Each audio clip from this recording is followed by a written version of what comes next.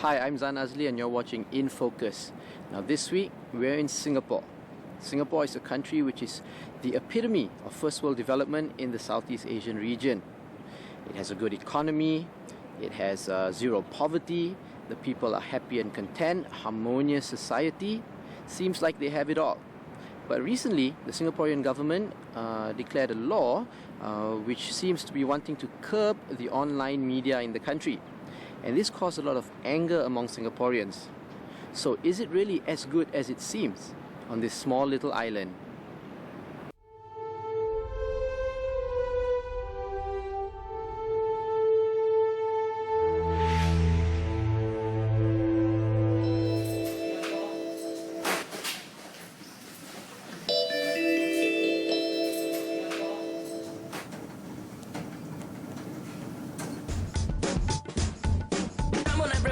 It's time to have some fun, yeah. It's Singapore's birthday, and we're here gonna sing along with me. I am Martyn See. There is an island under the sun. It's been a home for everyone. One big rainbow family, everybody living in sweet harmony.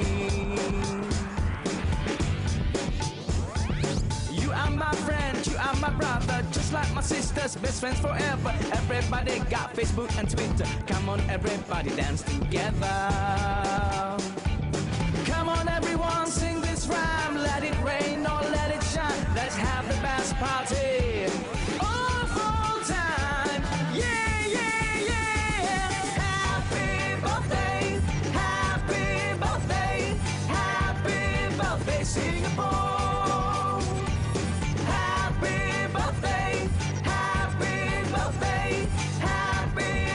Singapore. Come on everybody now sing along with Martyn Rhythm, yeah? Come on Singapore. It's a celebration of the nation. Today is the day of our creation. Come on people, feel the vibration.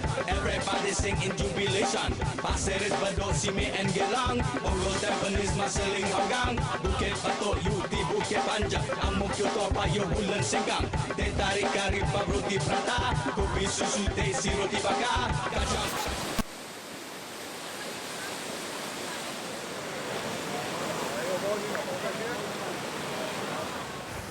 Can we test your audio? Can you say something? Okay, Mike test. This is Art Fazil / Martyn Rhythm, having a conversation about Singapore. Okay, well, level. Right, okay, good. Okay, so tell me. Okay, yeah. Okay, get the hair done. Okay. You good? Cool. Okay. Okay. Tell me about yourself. How long have you been a musician? A long time, right? Well, I have been a musician all my life, all of my adult life. No, in fact, from teenager.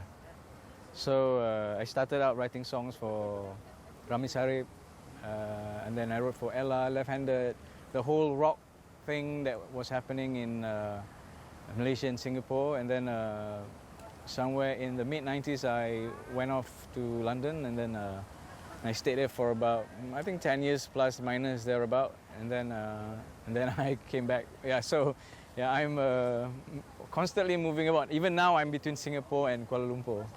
The progress that this country is going through is not equivalent to how the arts is developing. Like we are, inevitably Singapore has arrived at the developed nation status. And if you look at a developed nation like, for example, in Europe, France or Holland or even England, there is a thriving local scene. We have a thriving venue scene, a lot of great venues to showcase international acts coming through. But what are we exporting out of Singapore? So, the thing about what makes a city great is the people, right. Not the buildings, not this stuff. This stuff are good for bankers. Right. But for an artist, it's the people that inspires you to write, to be creative, to collaborate. I think this is what maybe Singaporean acts or artists are kind of trying to find, the soul of Singapore. We live in a democracy. And of course, this democracy we inherited from the British.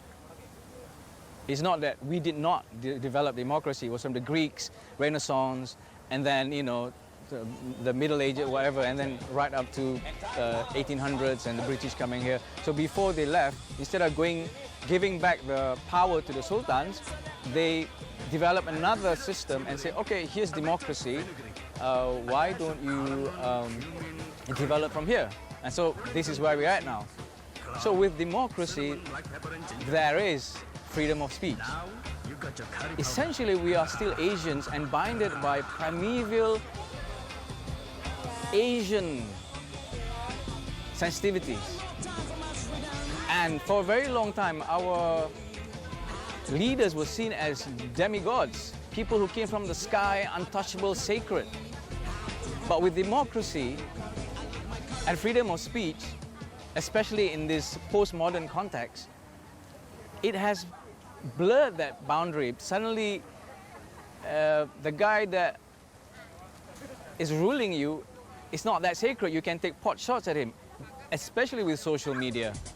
So it is the job of the artist as the court jester. Like in any society, there you have the ruling class and then you have the citizenry. And within that citizenry, there is the intelligentsia. You know, people who think and who write, whether they are writers, poets, playwrights, musicians, what have you. So, and that's their role, to kind of poke a little bit, you know, because suddenly you don't see politicians as sacred beings anymore. Because by right, they're just administrators. Taxpayer pays the salary, that is the truth. But because of Asian sensitivities and that primeval kind of traditional thinking, which you see quite a lot of times when the politicians go and visit a house or visit a town or a village, they are celebrated like they just arrived from the sky. So with a new kind of postmodern thinking of culture, of how you use the arts to create a dialogue with the ruling class, that makes some people uncomfortable. That's where the role of the artist comes in, and they have an angle at things, they thought about certain things, maybe they reflect, and the dialogue is through the media. Like as the government converse with the citizens on a media platform, we as arts activists do the same thing. We communicate through the media, so there is a dialogue. And that is the role of people like Mas Rhythm. Yeah, like Mas Rhythm, when I watch, I can see you're taking digs, you're making fun. But then again, it's very accepted by the society and even accepted by the so-called Big Brother. You know, how do you do that? And what's the secret? And interesting, because my first single of Mas Rhythm, Happy Birthday Singapore, is part of the coming National Day event. Exactly. So you know, maybe they're trying to water me down. I don't know. But I think as much as society is evolving, the government themselves are taking a step back and looking at themselves, their roles, and how the society has evolved, and saying, okay, where do you draw the line? What is the boundary?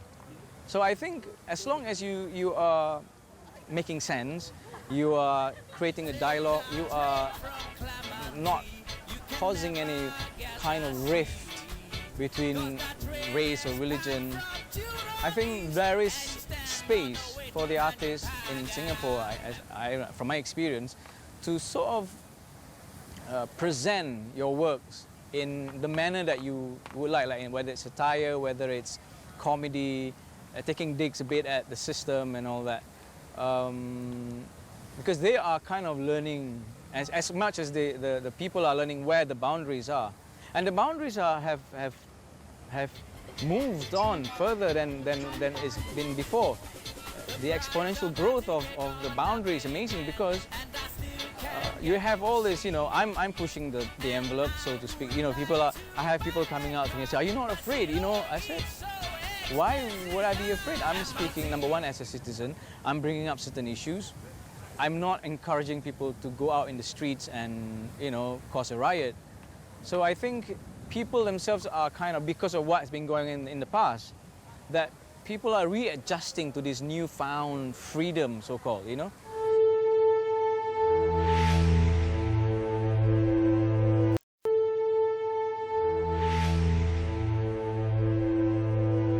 Okay, we are standing here at Hong Lim Park. Traditionally, Hong Lim Park during the 1950s and 60s was a venue for election rallies and all that.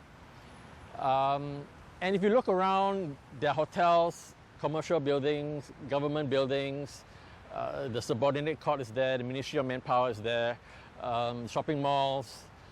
However, this stands in a very lucrative business district, and the government has decided to allow this park to be what it is because of its historical legacy of being a venue for political rallies. Now, what happened in the years leading up to year 2000 was a man called Chee Soon-juan, who is the leader of a small opposition party. He decided to break the freedom of assembly laws here by staging one-man speaking shows around town. So that pressured the government to open up a space. And what happened was the then Prime Minister Goh Chok Tong in year 2000 decided to open up this space as a free speech zone modeled after London's Hyde Park. So with Speaker's Corner open in year 2000, citizens were allowed to speak freely. However, they still must sought permission from the police, and they are not allowed to use microphones or any form of audio amplification devices. And they are still not allowed to protest. They were only allowed to speak freely on political issues, except for issues of race and religion. So with those conditions in place, very few people used the Speaker's Corner from 2000 until 2009. It was almost, one activist said that the only thing that grew in Speaker's Corner during those years were the grass.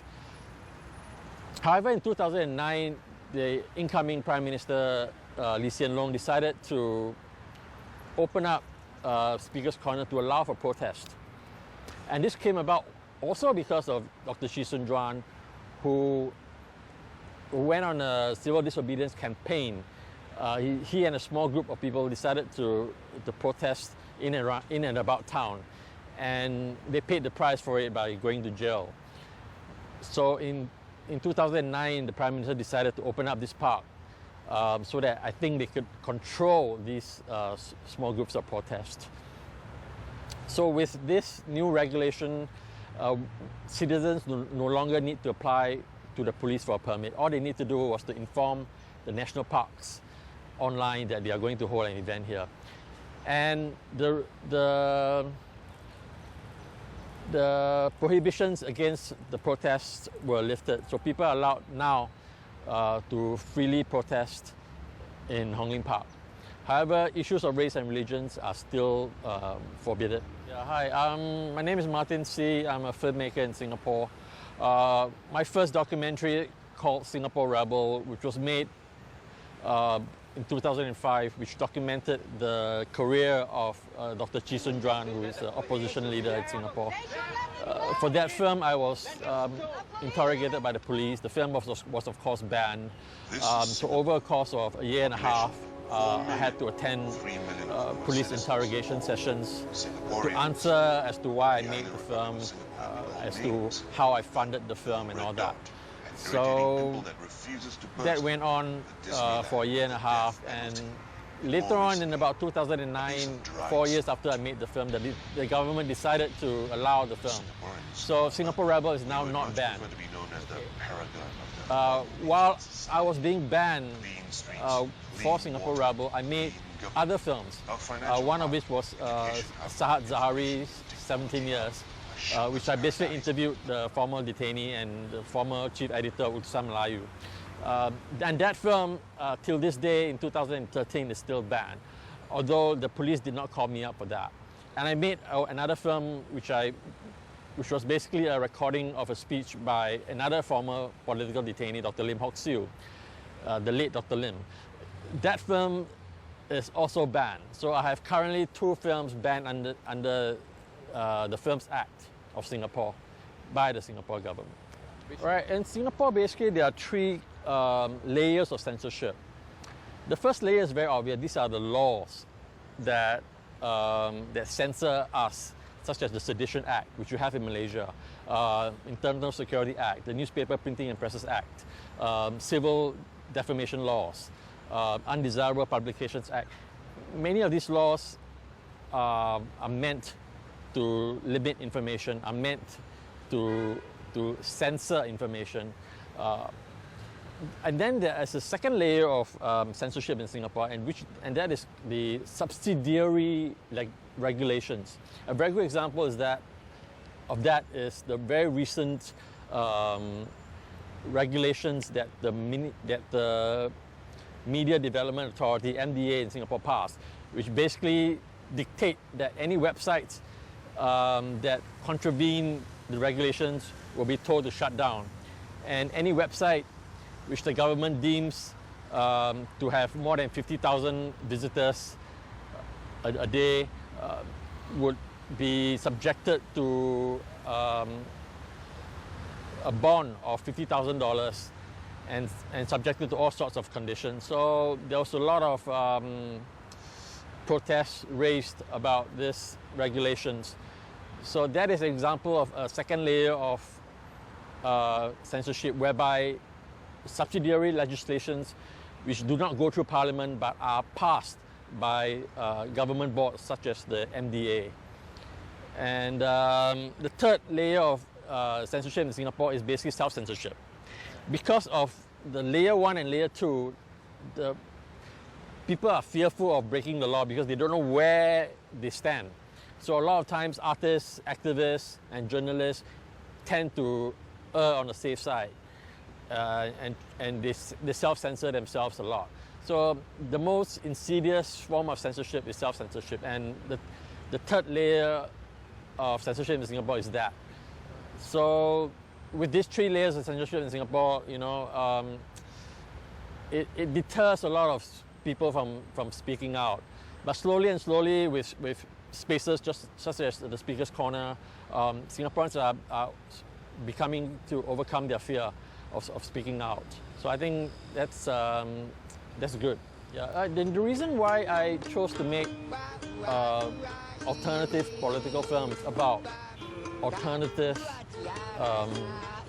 people, such as opposition leaders or former political detainees, is that I'm tired of the mainstream media portraying the government's point of view all the time.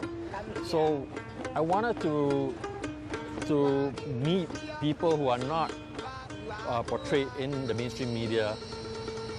And by meeting them, I realized that they have lots of stories to tell. So I took it upon myself as a trained filmmaker to tell their stories on video.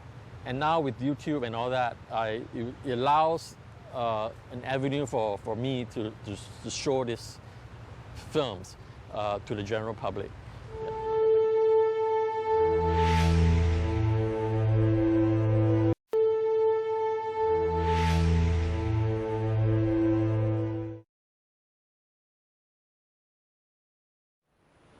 Hello, this is Kim Huat, Singapore #1 mask fan. I just come back from Nanjing, China. I thought the air down there is very jialat already. I come to Singapore, walao eh, Indonesian haze whole country cover, cannot even see in front of my hand. I heard the report, the PISA index is 371. That is higher than my PSLE result. I try to find a mask. N95 they tell me is the best. Long Zhong out of stock. I go Watson, Guardian, all tell me all the masks sold out. Even the face mask also don't have. So I tell you, Kim Huat teach you how to make DIY masks. WWE wrestling mask. I last time very fierce one. Ninja mask made from leaf. Mummy mask made from toilet roll. Cigarette mask. Cigarette mask. Don't buy those without filter one. And this one got license, okay? But smoking is bad for you.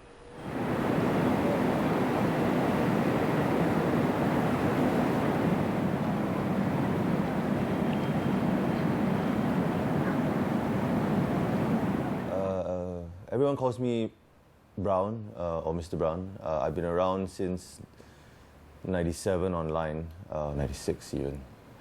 I've been blogging since then. I think that time there wasn't even a term for it.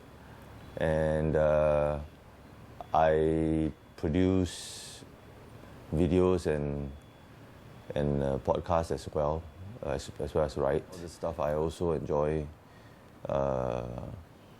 satire, so that's probably what I'm most well known for. So I make fun of things in Singapore, and because politics is such a large part of Singapore, or at least the ruling party is, they become the brunt of my jokes.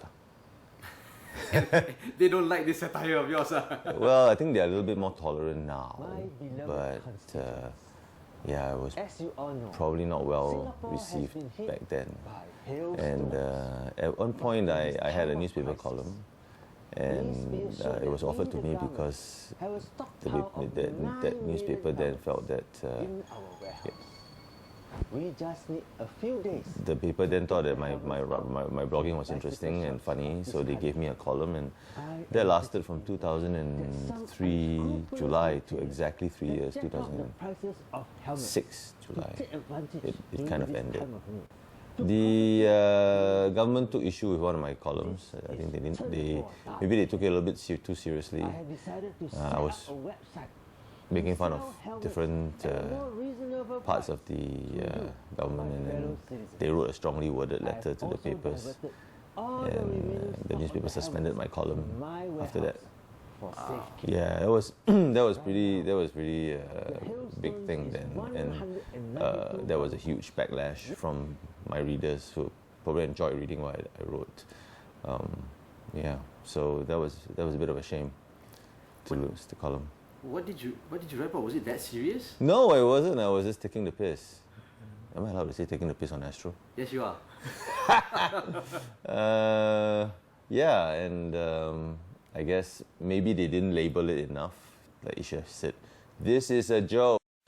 In fact, it's because I think of the media environment that people like myself can find an audience online.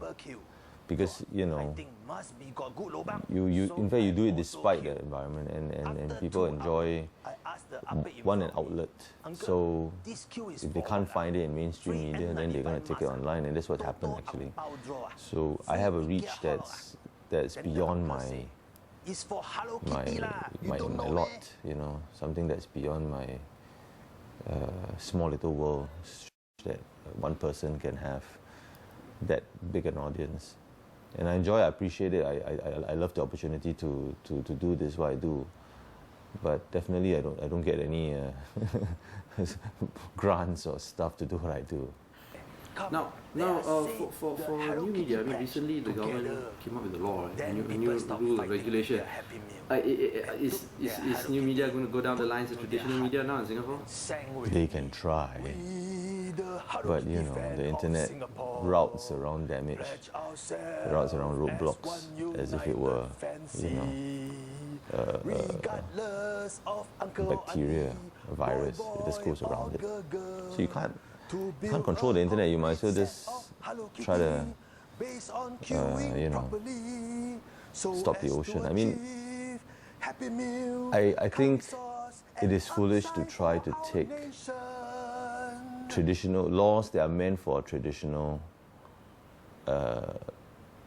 media and apply it blindly to online media.